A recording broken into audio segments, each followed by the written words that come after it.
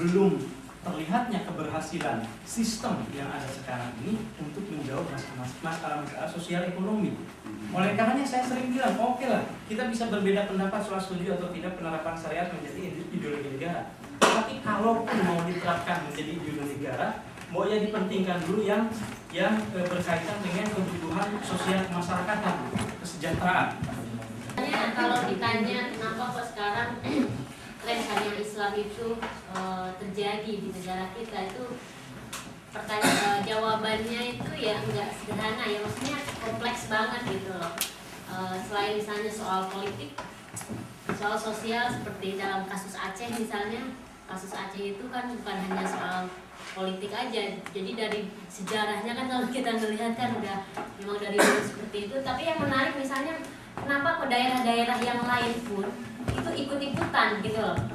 Misalnya dalam kasus daerah saya misalnya Pandeglang, itu juga sama, itu juga memunculkan perda atau aturan daerah yang mensegregasi siswa di sekolah negeri itu antara laki-laki dan perempuan, padahal itu sekolah negeri, sekolah publik gitu. Ini kan aneh. Jadi misalnya terjadi di Cianjur juga, di Tangerang yang misalnya perda anti maksiat. Di Jakarta sekarang perda tentang ketertiban umum yang melarang laki-laki perempuan itu di taman berduaan. Itu bisa diciduk sekarang itu. Atau berduaan di rumah, kalau ketahuan sama petugas transit itu bisa diambil, bisa diciduk. Bukan hanya untuk misalnya pedagang kaki lima, tapi itu juga untuk urusan-urusan pribadi seperti yang tadi saya bilang. Jadi kenapa itu terjadi sekarang? Memang mungkin beberapa waktu lalu kan misalnya anggota DPR dari Partai Islam itu menolak bahwa peraturan-peraturan itu disebut dengan syariat Islam. Mereka kan menolak kan. Mereka menginginkannya istilahnya itu dengan peraturan anti kemaksiatan. Padahal apapun lah istilahnya apapun lah, mau syariat Islam atau anti kemaksiatan atau apapun kemaslahatan umat, itu kalau ditilik lebih lanjut itu sebenarnya ya tetap berdasarnya itu tetap pada syariat Islam. Nah, saya melihat hal itu terjadi karena misalnya pertama soal ini saya bisa salah ya, keberhasilan kelompok-kelompok Islam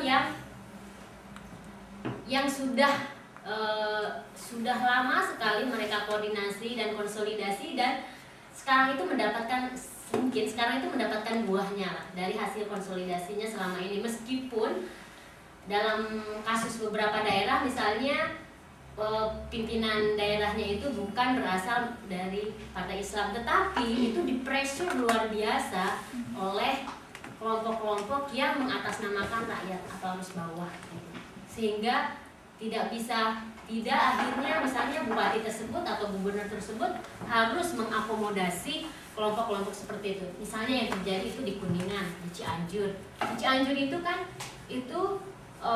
bupatinya itu kalau nggak salah itu kalau nggak dari Golkar apa dari PDIP gitu. Jadi bukan dari PKS misalnya. Nah ini kenapa? Itu karena itu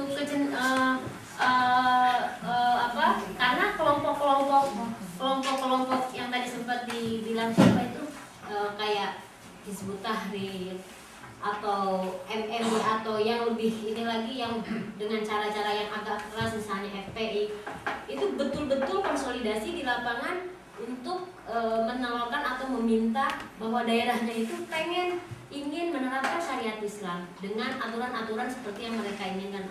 Yang paling gampang adalah soal misalnya itu soal kemaksiatan, soal judi, soal perempuan tidak boleh keluar malam, soal perempuan harus pakai baju muslimah dan lain-lain.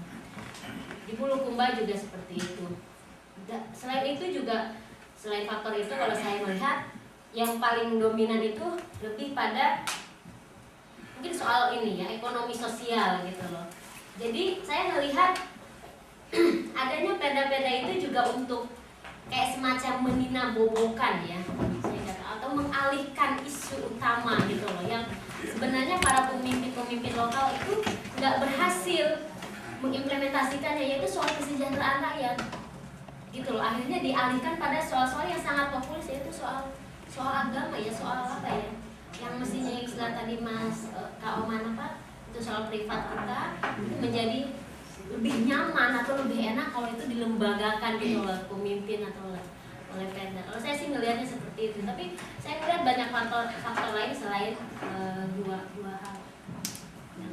Ya, saya kira kalau Aceh dapat merdeka, segala problem akan otomatis hilang sendiri.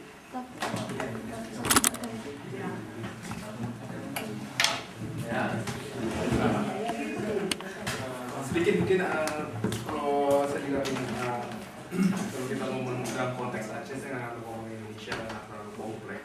Dan saya lebih ke Aceh small recent dengan ya. Jawaban secara umum sudah saya berikan di presentasi saya di awal, bahwasanya ada asumsi bahwa sejak awal pendirian kerajaan Sumatera Pasai bahwa prinsip keadilan menurut syariat Islam itu sudah dibawa. Namun yang terjadi belakangan ini dalam sisi implementasi dan misinterpretasi terhadap esensi dari syariat Islam yang berasal dari Al-Quran dan Al-Hadis, sehingga terdapat berbagai pemikiran-pemikiran dengan berbagai mazhabnya, dengan berbagai golongannya yang akhirnya berpengaruh terhadap keberlangsungan sosioekonomi kemasyarakatan di Aceh.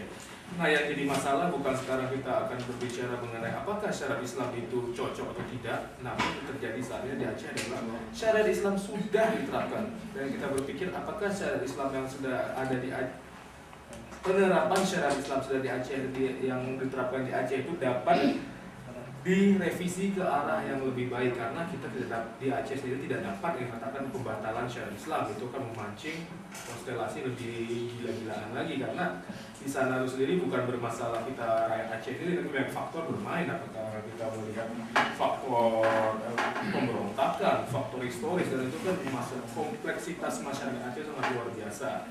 Dan tentunya bagaimana kita mengawal dan sendiri bagaimana kita menganalisa suatu bentuk konsepsi penerapan syariat Islam yang benar-benar dapat mewakili katakanlah keberpihakan dan partisipatif daripada masyarakat itu sendiri.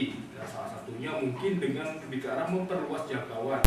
Dalam artian yang asumsi yang berkembang adalah syariat Islam di Aceh sekarang itu lebih banyak dipengaruhi pemikiran-pemikiran fundamentalis dan radikal berhubung dengan beberapa sejarah yang dibawa oleh pemimpin-pimpinan Darul Islam pada era 50-an.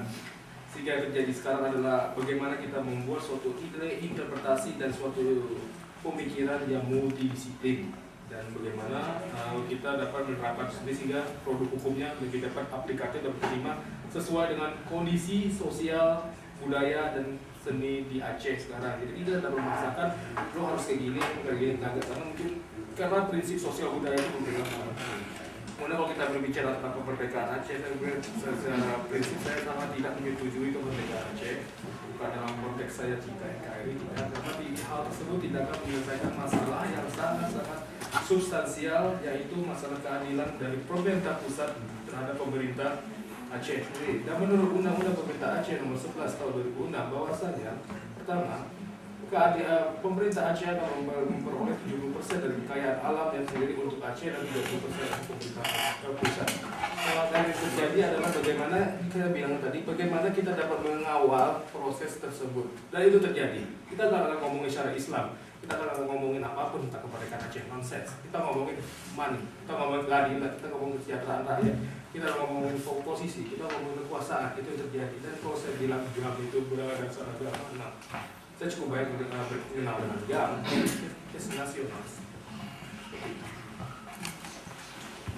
Oke, terima kasih kepada pembicara. Sekali lagi saya sampaikan, mudah-mudahan apa yang telah pertemuan pembicara hari ini bisa menambah wawasan kita, bisa menambah pengetahuan kita dalam memandang apalagi itu bagaimana penerapan syariat Islam di Aceh.